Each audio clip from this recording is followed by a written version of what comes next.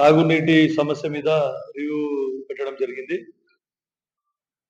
ఎందుకంటే మనకు Singur dam repair రావడం వలన దాని కెపాసిటీ దగ్గర నీళ్లు నిల్వ ఉంచుకోలేకపోతా ఉన్నాం.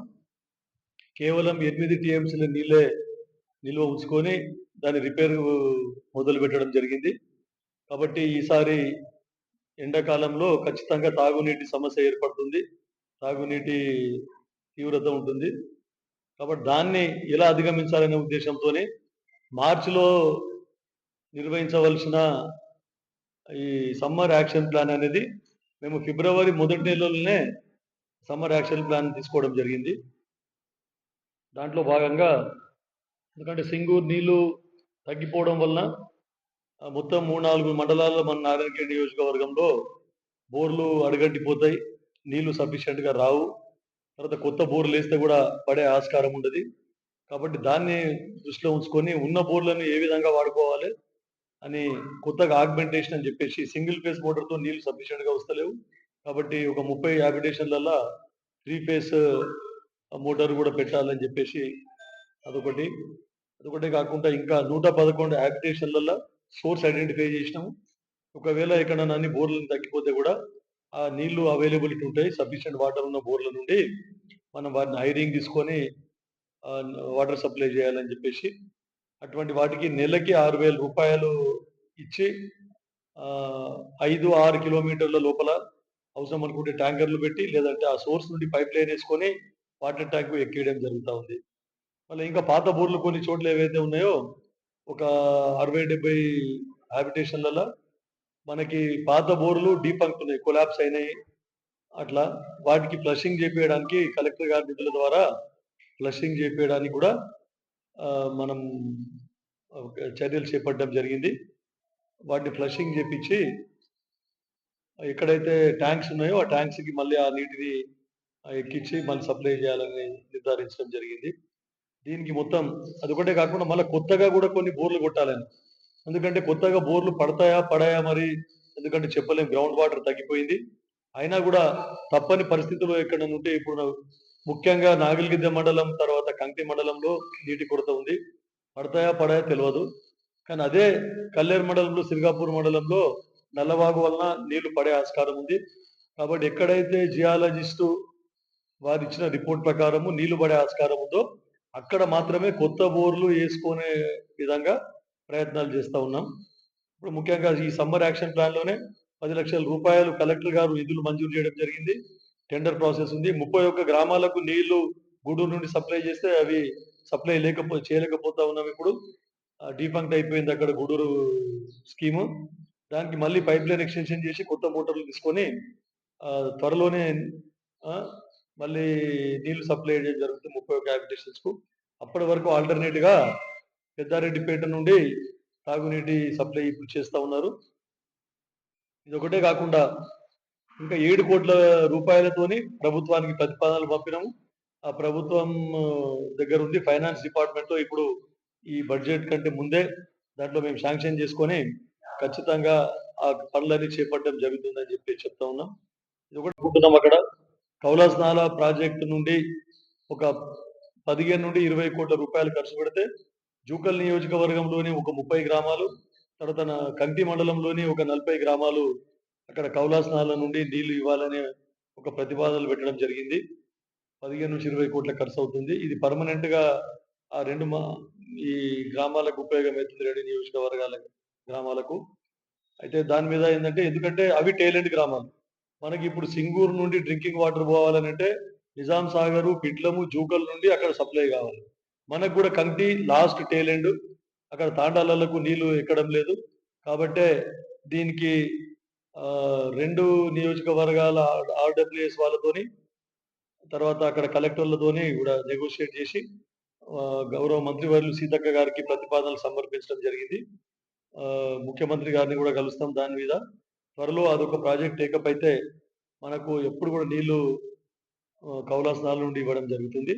ఆ మిగిలిన నీళ్ళని మనము నారాయణఖేడ్ మున్సిపాలిటీకి కానీ తర్వాత నాగిల్గిద్ద మండలానికి చాలా తక్కువ బోర్లు పడాయి అక్కడ.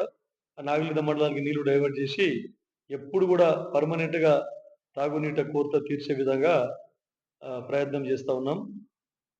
ఇక ముఖ్యంగా మనం అనుకున్నట్టు ఏదైతే ముఖ్యమంత్రి గారు సానుకూలంగా స్పందించారో దాన్ని ఈ బడ్జెట్‌లోనే ఇంక్లూడ్ చేసే విధంగా ప్రయత్నం చేస్తా ఉన్నా.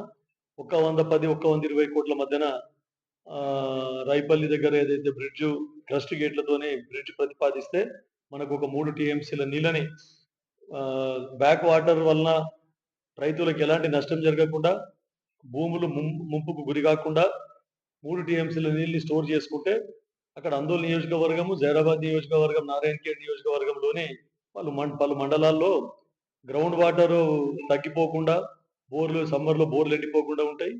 తర్వాత అక్కడ జైరాబాద్‌కి గాని, అక్కడ అందోల్‌కి గాని, ఇక్కడ నారాయణఖేడ్ నియోజకవర్గానికి తాగునీటి సప్లై చేసే స్కీమ్స్ ఏవైతే ఉన్నాయో ఎండాకాలం వస్తే నిరుపయోగంగా మారకుండా అవన్నీ కూడా తాగునీటి సమస్యను అధిగమించడం జరుగుతుంది. అదే కాకుండా ఈ మంజీరా పైన ఉన్నటువంటి లిఫ్ట్ ఇరిగేషన్లు ఏవైతే ఉన్నాయో అవి కూడా నిరుపయోగంగా మారకుండా సమ్మర్‌లో కూడా నీటి లభ్యత ఉంటుంది కాబట్టి మనకు లిఫ్ట్ ఇరిగేషన్ స్కీమ్‌లు కూడా పనిచేస్తాయి.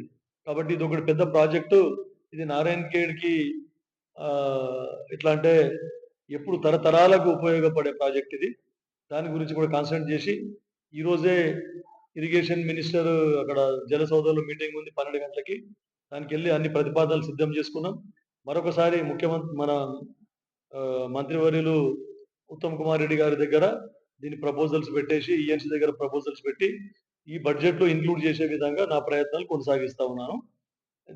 తర్వాత ఇంకా ఇది ఒకటే కాకుండా ఇరిగేషన్ కాకుండా వివిధ నారాయణఖేడ్ నియోజకవర్గానికి సంబంధించిన పలు సమస్యలు ఏవైతే ఇప్పుడు ఇండోర్, అవుట్‌డోర్ స్టేడియమో దానికి ఫైనాన్స్ లేక అట్లే పెండింగ్‌లో ఉంది గత 18 నెలల నుండి.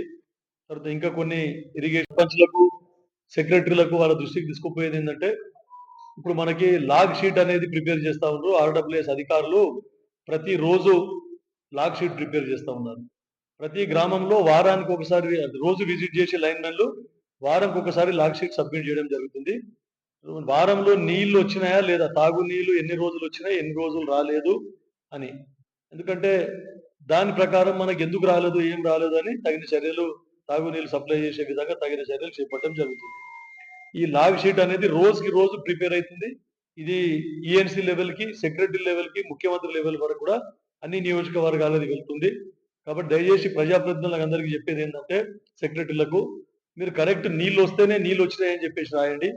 నీళ్లు రాకున్నా కూడా నీళ్లు వచ్చినాయి అని చెప్పేసి సంతకం పెడితే ఇక దాని గురించి ఎలాంటి చర్యలు కూడా చేపట్టడం జరగదు. కాబట్టి నీళ్లు వస్తే వచ్చినాయని రాయండి, ఎన్ని రోజులు వచ్చినాయని. నీళ్లు రాకుంటే ఎన్ని రోజులు రాలేదని చెప్పేసి కరెక్ట్‌గా రాసి సంతకం పెట్టాలి మీరు. ఆ లాగ్ షీట్ మీద మీ లైన్‌మెన్‌లు తీసుకొని వచ్చినప్పుడు అవి వాటిని ఏఈ గారి దృష్టికి, డిప్యూటీ దృష్టికి, ఈఎన్సీ వరకు వెళ్ళిపోతున్నాయి కాబట్టి తాగునీటి సమస్యను అధిగమించడానికి తగిన చర్యలు చేపట్టడం జరుగుతుంది. ఇక మరొక ముఖ్య విషయం ఏందంటే సింగూర్ రిపేర్ ఉండడం వల్ల మనకు తాగునీటి సమస్య ఖచ్చితంగా ఏర్పడుతుంది. కాబట్టి దాన్ని దృష్టిలో ఉంచుకొని నీళ్లు వేస్టేజ్ లేకుండా చూసుకోండి.